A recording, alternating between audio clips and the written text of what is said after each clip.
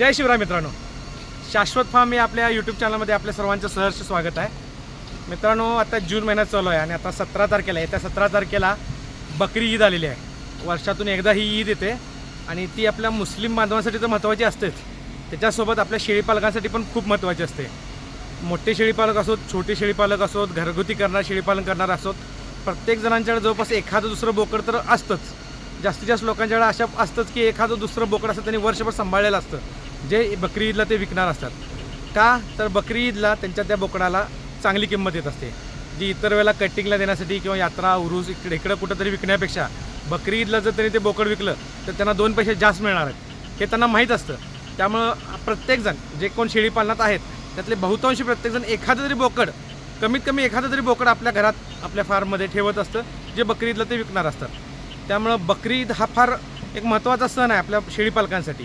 आपण आता आजच्या व्हिडिओमध्ये जे लोक बकरी ईदमध्ये बोकड विकण्यासाठी जे शेळीपालन करतात किंवा बोकड पालन करतात, पूर्णपणे त्याच्यावर लक्ष देऊन म्हणा किंवा जास्त मोठ्या प्रमाणात करतात, अशा लोकांसाठी मी माझा अनुभव आज शेअर करणार आहे.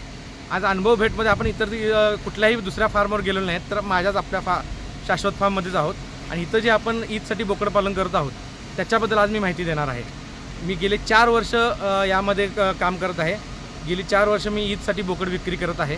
माझा 4 वर्षातला काय अनुभव आहे तो आज मी तुम्हाला सांगणार आहे. मित्रांनो, आजचा हा आपला व्हिडिओ थोडासा मोठा होत आहे, त्यामुळे मी याला 2 भागामध्ये करत आहे. आज जो आपण पाहत होता याचा पहिला भाग असेल आणि लगेचच 1-2 दिवसात याचा दुसरा भाग पण आणू. दोन्ही भाग तुम्ही नक्की पाहावेत. यातून मी माझा पूर्णपणे अनुभव देण्याचा प्रयत्न केलेला आहे, जो तुम्हाला तुमच्या ईदच्या बोकड पालनात नक्की उपयोगाला पडेल. तर मित्रांनो, नक्की पहा दोन्ही भाग.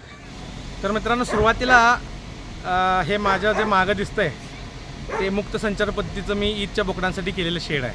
हे ह्या वर्षीच मी केलेलं आहे. अगदी मागच्या 4-5 महिन्यापूर्वी माझं हे शेड झालेलं आहे. त्याच्या अगोदर माझं जे मुख्य शेड आहे शेळीपालनचं, त्याच्यामध्येच एखाद्या दुसऱ्या कप्प्यात मी ही बोकड ठेवत होतो.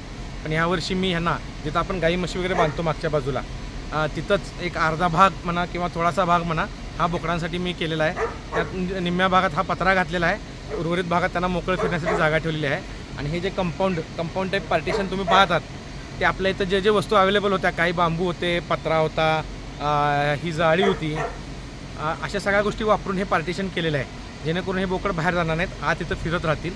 त्यांना कुठेही बांधलेलं नाही आहे. त्यांच्यासाठी इथं खाण्यापिण्याची गव्हाण्याची व्यवस्था केलेली आहे, तीसुद्धा मी तुम्हाला दाखवेन पुढच्या भागात. तर अशा पद्धतीनं मी आत्ता हे शेड केलं आहे. इथं मी कोणताही कोबा वगैरे पण केलेलं नाही आहे. माझं शेत जे आहे पूर्ण मुरुमाचं शेत आहे, अगदी वरच्या थरापासून मुरुम आहे. त्यामुळे इथं पाणी लवकर सोकलं जातं, इथं चिखल वगैरे जास्त होत नाही. अगदी मोठा पाऊस झाला तर अगदी कालच पाऊस झाला तरी तुम्ही बघू शकता फारसा चिखल नाही आहे इथं. त्यामुळं मी काही इथं कोबा करण्यात म्हणजे खर्च वाचवण्याचा प्रयत्न केला आहे. कोबा करण्याच्या कुठल्याही फंदात पडलेलं नाही आहे. इथं कमी खर्चात हे शेड मी तयार करण्याचा प्रयत्न केलेला आहे आणि इथं माझ्या जवळजवळ 25 ते 30 बोकड निवांत बसू शकतात. अशा पद्धतीचा हा शेड आहे माझा. तर मात्र मित्रांनो, मी जेव्हा पहिल्यांदा शेळीपालन चालू केलं 4 वर्षापूर्वी, मी शेळीपालन चालू केल्यानंतर काही महिन्यातच बकरी ईद आलेली होती. त्यावेळेला का माझ्याकडे पहिल्यापासून सांभाळलेले बोकड नव्हते. पण मी एक विचार केला, आता शेळीपालन पण नुकतं चालू केलं आहे आणि शेळीपालन नुकतं चालू केलं तर त्यातून उत्पन्न पण लगेच नसतं. त्या शेळ्या आपण ज्या आणलेल्या असतात त्यांना पिल्ली होणार, ती मोठी होणार. काही शेळ्या तर गाभण नसतात, त्या गाभ राहून मग पिल्ली होऊन मग मोठी होणार, मग त्यांची विक्री, मग उत्पन्न आणि आलेल्या उत्पन्नातून पहिलाच आपला खर्च बराच निघणार असतो. त्यामुळं सुरुवातीला असं फारसं काय शेळीपालनात मी तर म्हणतो 3 वर्ष तर काहीच उत्पन्न नसतं आणि पहिल्या वर्षी तर अजिबातच नसतं. मग काय करावं पहिल्या वर्षी? तर मग विचार केला, थोडी बोकड आपण ईद जवळ आलेलीच आहे, थोडी बोकड आणून ते विक्री करायचा प्रयत्न करूया. त्यातून थोडेफार काय पैसे मिळाले तर आपल्या हात खर्चासाठी उपयोगाला येतील, असा विचार करून मी 5 बोकड आणले होते पहिल्या वर्षी. माझ्या जवळपासच विक्रीसाठी निघाले होते. मला माहिती मिळाली, मी जाऊन पाहिलं, बरे वाटले, आणले. एक थोडे रिस्क घेऊनच आणलो होतो की बाबा मार्केट कसं आहे, काय आहे, सगळं अभ्यास करायचा होता. आणलेल्या रेटमध्ये आपल्याला काय परवडणार आहे का, काय राहणार आहे का माहीत नव्हतं. तरीसुद्धा जे रेट आणला आहे त्याच्यात आपला खाण्यापिण्याचा जो आपण त्यांच्यावर खर्च केलेला आहे तो ॲड करून एक वरती 1000-2000 रुपये मिळावेत अशा अपेक्षेनं मी ते रेट लावून विकायचा प्रयत्न केला.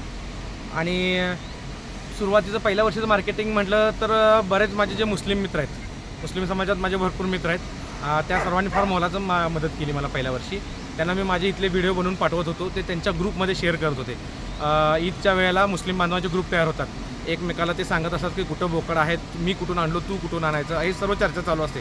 त्या ग्रुपमध्ये त्यांनी शेअर केले त्यामुळे बाकीच्यांना असं माहिती झालं, त्यामुळे गिराईक माझ्याकडे येऊ लागले आणि ते 5 बोकड माझे सहजासहजी विक्री झाले आणि त्यातून मला जवळपास प्रत्येक बोकडा मग 1000 ते 1500 साधारण पैसे राहिले होते. त्यामुळे मला पहिल्याच वर्षी एक कॉन्फिडन्स आला की आपण काही प्रमाणात हे व्यवस्थित करू शकतो ईदचं बोकडपालन. त्यामुळे मी त्याच्या पुढेही हे बोकडपालन करायचं चालू ठेवलं. पण हे पहिलं वर्ष मित्रांनो मला बरंच काही शिकवून गेलं की बोकडांचे रेट लावायचे कसे, आलेल्या गिरायकावर बोलायचे कसं. इथं बार्गेनिंग फार असतं. मला सुरुवातीला येताना असं ऐकून होतं की ईदच्या बोकडं घेताना बार्गेनिंग फारसं केलं जात नाही आहे किंवा ते केलेलं चालत नाही. पण इथं आल्यावर चित्र फारच उलटं होतं. इथं फार जास्त प्रमाणात बार्गेनिंग केलं जातं, फार दर कमी करून मागितले जातात. मग ते विकायचे कसे, आपण आपला दर मिळवायचा कसा, हे सर्व काही मला पहिल्या वर्षात बऱ्यापैकी अंदाज आला होता. त्यामुळे मी दुसऱ्या वर्षी थोडी संख्या वाढवली. पहिल्या वर्षी 5 होती, दुसऱ्या वर्षी 8 का 9 काहीतरी केले ते मी. त्यानंतर तिसऱ्या वर्षी 16-17 होते. आता हे 4थं वर्षी जरा कमी आलेत माझे, 12 काहीतरी बोकडा जातात सध्या माझ्याकडं. ह्यावर्षी थोडंसं आर्थिक अडचण असल्यामुळे कमीत मी ॲक्च्युली 20पर्यंत जाणार होतो. पण मित्रांनो मला पहिल्या वर्षीचा अनुभव हे पुढचं काम करण्यासाठी फार महत्त्वाचा होता आणि त्यातून मी हळूहळू वाढवत गेल्यामुळे हळूहळू मला अनुभव येत गेला आणि मी कॉन्फिडेंटली ह्याच्यात काम करत गेलो. आपल्या सर्वांनाच माहिती आहे ईदचे बोकड विक्री करण्यासाठी त्या बोकड तो ईदसाठी चालणार आहे का नाही, कुर्बानीसाठी चालणार आहे का नाही, यासाठी काही नियम आहेत. तसे बरेच नियम आहेत, पण माझ्याकडे काही नियम आहेत जे माझे एक मार्गदर्शक होते, ते पण मुस्लिमच होते, त्यांनी मला हे सांगितलेले होते. किंवा व्हॉट्सअप ग्रुपवरसुद्धा हे बरेच ठिकाणी वाचायला मिळाले असतील आपल्याला. त्यातले काही महत्त्वाचे नियम मी घेऊन आलेलो आहे. ते आता मी तुम्हाला हे वाचून, बरेच नियम असल्यामुळं तुम्हाला ह्याच्यातले वाचूनच दाखवतो. ते नियम आपण ज्यावेळी ईद मार्केटमध्ये काम करणार आहे त्यावेळी आपल्याला लक्षात ठेवणं गरजेचं आहे. ह्या नियमात आपला बोकड बसत असला तरच तो विक्री होणार आहे, हे लक्षात ठेवा. ह्याच्या व्यतिरिक्त जर काही असेल तर तो विक्री होत नाही. त्यामुळं जे कोणी ईद मार्केटमध्ये काम करणार त्यांनी हे नियम लक्षात ठेवणं गरजेचं आहे. हे महत्त्वाचे काही नियम आहेत. नियम बरेच आहेत, पण सर्व लक्षात ठेवण्याची गरज नाही.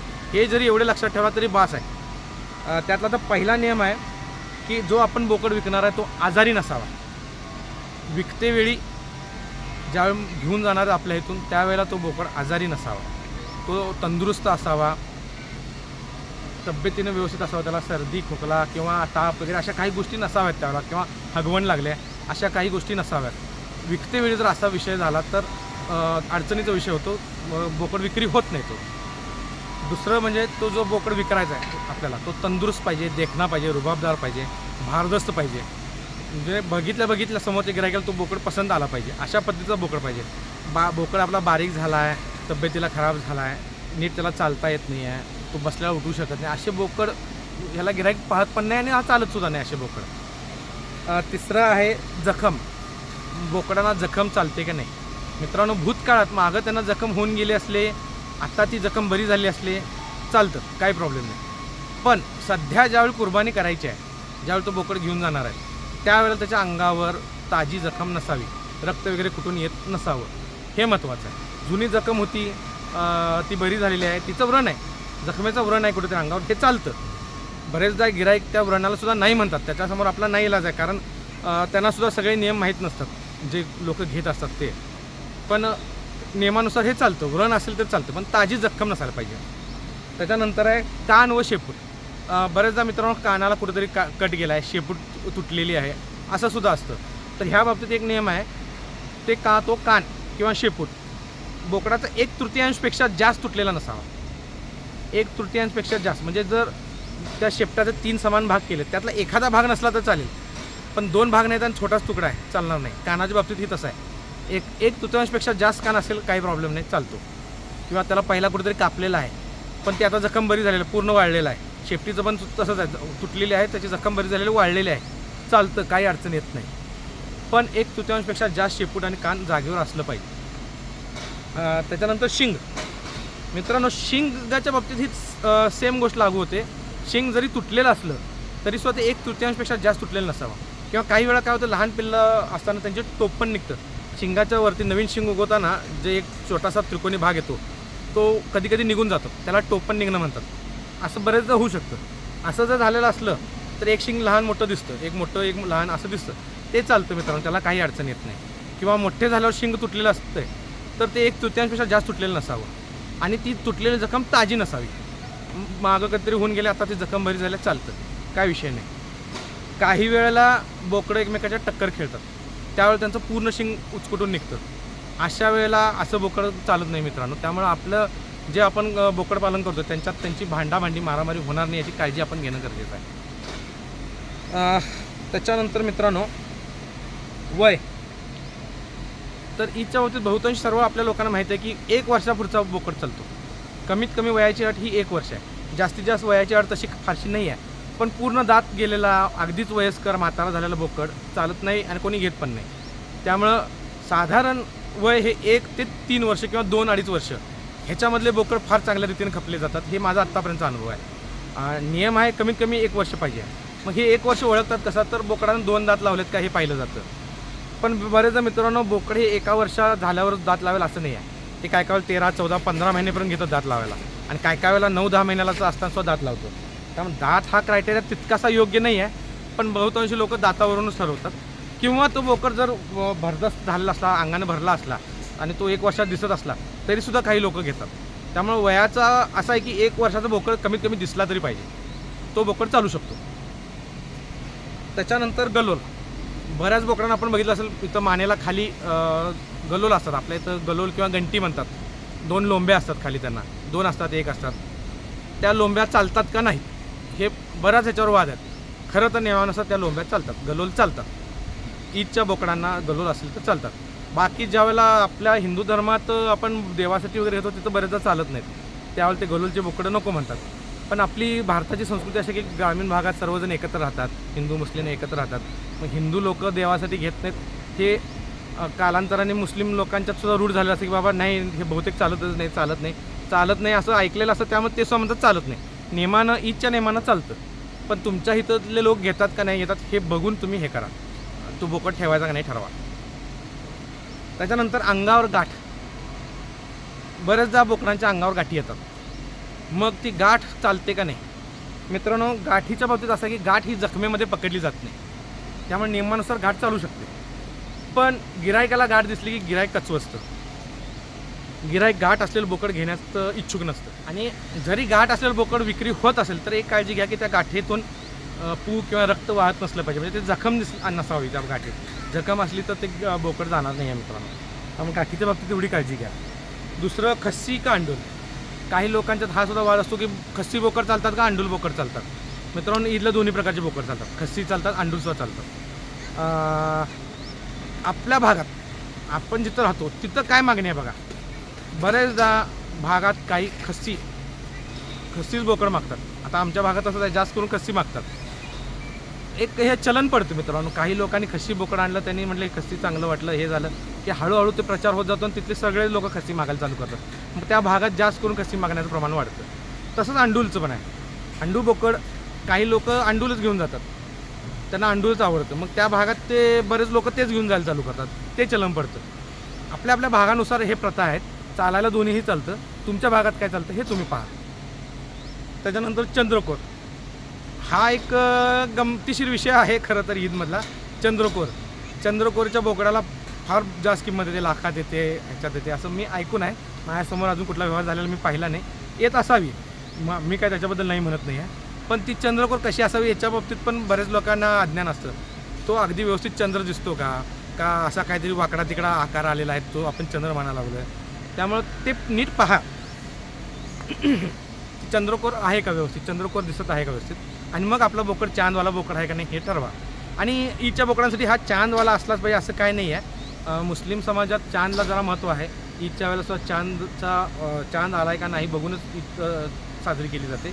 त्यामुळे चांदला महत्त्व आहे. त्यामुळे बोकडाच्या जर शरीरावर कुठं चांद आला असेल, काही वेळा अंगात कुठंतरी उर्दू किंवा फारसी भाषेत 786 लिहिलेलं आलेलं असतं, त्याच्यावेळेला किंमत येऊ शकते मित्रांनो, चांगली येऊ शकते. ते सुद्धा तुमच्या मार्केटिंगवर आहे, तुमच्या भागावरच आहे ही शेवटी गोष्टी.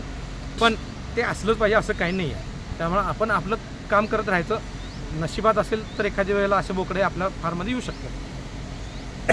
आता जात कोणती असेल मित्रांनो, गावरान असावी का आपल्या परराज्यातले बाहेरच्या जाती असावी, हे सुद्धा मी मागच्या एका व्हिडिओत बोललो होतो. हे सुद्धा आपल्या भागानुसार आहे. ज्या भागात एखाद्या भागात गावरान मागत असेल तर तिथं गावरानच चालतं. काही भागात बाहेरचे बोकड चालतात, तिथं बाहेरचेच जास्त चालतात. आणि महाराष्ट्रातला तर विचार करायला गेलं तर 70 ते 80% गावरानचं मार्केट आहे. गावरान म्हणजे काय, आपल्या स्थानिक जात. त्या स्थानिक जातीत भागात जी जात जास्त फेमस आहे तीच जात तिथं ईदसाठी मागितली जाते. त्यामुळं तुम्ही सुद्धा जात निवडताना तुम्ही कुठलं मार्केट करणार हे ठरवा. मग त्या भागातला थोडा अभ्यास करा आणि मग ठरवा तुम्ही कुठल्या जातीत काम करणार आहे, त्याच्या हिशोबानं ठेवा.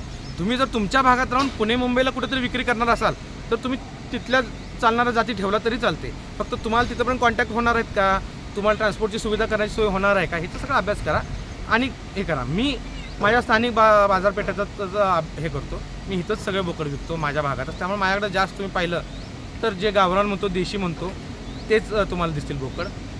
इतर बोकड जरा कमी असतात माझ्याकडं. दुसरं वजन. मित्रांनो, ह्याच्याच वजनाला कोणतीही अट नाही किंवा वजनाला कोणता नियम नाही आहे. पण साधारण एक 20 किलोच्या पुढचे बोकड ते अगदी 100, 150, 200 किलोपर्यंत लोकांनी तयार केले आहेत बोकड. तिथंपर्यंत सुद्धा बोकड चालतात, त्याच्यासाठी कोणतीच अट नाही आहे. पण माझा आजपर्यंतचा अनुभव असा आहे की वजनाच्या बाबतीत बघायला गेलं, हे 20 किलोपासून 60 किलोच्या रेंजमधले बोकड जास्त चालतात. लोकांचं खरेदी करण्याचं प्रमाण अगदीच काटेकोर बघायला गेलं तर 30 ते 50च्या मधले जे बोकड आहेत ते सर्वात जास्त खपले जातात माझ्या तर अनुभवानुसार. तुम्ही आणि तुमच्या भागातला विषय बघा आणि त्याच्यानुसार ठरवा. त्यामुळे बोकड सांभाळताना ह्या वजनाचं लक्ष ठेवा की आपल्याला कुठंपर्यंत वजन वाढवायचं आहे आणि कसं पद्धतीनं बोकड तयार करायचं आहे आणि त्यानुसार आपलं बाकीचं आहार नियोजन वगैरे ठेवा.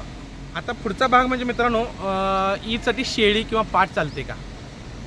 तर खरं तर नियमानुसार बघायला गेलं तर मित्रांनो, जी शेळी अजूनपर्यंत गाभ राहिली नाही आहे, गाभ गेलेली नाही आहे, तिला पिल्लं झालेली नाही आहेत किंवा जी वांजच आहे मुळात, किंवा जी पाट 1 वर्षाची झालेली आहे, अशा शेळ्या किंवा पाटी ह्या ईदसाठी कुर्बानीसाठी चालू शकतात. जिला पिल्लं झाली आहे, जी गाभ गेली आहे ती चालू शकत नाही, जी 1 वर्षाच्या आतल्या ती चालू शकत नाही. ह्याच्यात नियमात बसत असेल तर ती शेळी किंवा पाट ही चालते. पण तसंही गिऱ्हाईक आहे का, असतात काही लोक असतात हे शेळी पाटी जरा स्वस्तात मिळतात म्हणून ते घेतात, त्यांची आर्थिक परिस्थिती जरा बेताची असते त्यामुळे त्यांनी ह्याला प्राधान्य देतात असतात. पण फार कमी गिऱ्हाईक असतात. ह्याचासुद्धा आपण विचार करूनच मग करायचं ठेवायचं का नाही हे ठरवायचं. त्याच्यानंतर केस कसे असायला पाहिजेत. तर मित्रांनो, केस, अंगावरची केस ही कुठेही गळलेले वगैरे केस विरळ झाल्यात, गळल्यात, कुठंतरी खरूज झाले अंगावर, असं असू नये. हे बोकड रोगाट वाटतात, त्यामुळे गिऱ्हाईक त्यांना पसंती देत नाहीत. अशा बोकडांना गिऱ्हाईक लोक शक्यतो निवडत नाहीत. त्यामुळे त्यांच्या अंगावरचे केस हे चमकदार पाहिजेत, त्यांचा कांती तजेलदार पाहिजे. हे बोकड लगेच लोकांच्या पसंतीला पडतात आणि ते लगेच खरेदी केले जातात. त्याच्यानंतर शेवटचा पॉईंट आहे मित्रांनो, रंग. रंग कोणता पाहिजे. तसं म्हटलं तर ईदच्या नियमानुसार कोणताही रंगाला काही बंधन नाही आहे. पण मुस्लिम बांधव जेव्हा ईदसाठी बोकड खरेदी करतात, कुर्बानीसाठी बोकड खरेदी करत असतात, तेव्हा ते रंगीत बोकडांना जास्त प्राधान्य देतात. काळ्या रंगापेक्षा रंगीत बोकडांना त्यांचं जास्त प्राधान्य असतं. जेवढा बोकड रंगबिरंगी असेल तेवढा ते जास्त त्याला पसंती देतात. त्यामुळं तसे बोकड जास्तीत जास्त ठेवण्याचा प्रयत्न करा. तर मित्रांनो, आता हे आहेत माझे ह्या वर्षीचे बोकड जे कुर्बानीसाठी द्यायचे आहेत. काही हे छोटे आहेत ते पुढच्या वर्षीसाठी ठेवलेले आहेत आणि हे जे मध्ये मोठे दिसतात हे सर्व ह्या वर्षी द्यायचे आहेत किंवा बऱ्यापैकी बुकिंगसुद्धा झालेले आहेत. काही थोडे बोकड शिल्लक आहेत. यांची ओळख करून द्यायची तर हा माझा घरचा बच्चा आहे. माझ्या घरीच एक बोअरची शेळी होती, तिला बिटल क्रॉस करून 2 बच्चे झाले होते. एक मी लहान असताना विकला आणि एकाला ठेवलं होतं. त्यांना तर मला फार छान रिझल्ट दिला आहे. हा 60+ गेलेला आहे सध्या वजनाला. हा माझ्या देशी शेळ्यांसाठी ब्रीडर म्हणून होता. हा काय खस्सी नाही आहे, बाकी सर्व बोकडे खस्सी आहेत. आता देशी शेळ्यांचा लॉट मी परवा एक विकलेला आहे. आता बिटलच जास्त आपल्याकडे चालू आहे, बिटल शेळ्या भरलेल्या आहेत नवीन. त्यामुळं हा बोकड मी ईदला किंवा नंतर ब्रीडिंगसाठी विकावं म्हणतो आहे. आपल्या बिटल शेळ्यांसाठी माझ्याकडे दुसरा बोकड आहे, गोल्डन, तुम्ही बघितलंच असेल पहिला. हा सुद्धा मी अगदी छोटा असताना आणला होता मागच्या वर्षी ईदच्या अगोदरच आणला होता. 1 वर्षापेक्षा जास्त काळ माझ्याकडे आहे. हा सुद्धा झालं वर्षभर झालं माझ्याकडे आहे. हा बिटल क्रॉसचा आहे. हा आपल्या घरचाच बच्चा आहे. तो तिथं मागे एक दिसतो हिरव्या दोरी बांधलेला, तो सुद्धा घरचा बच्चा आहे.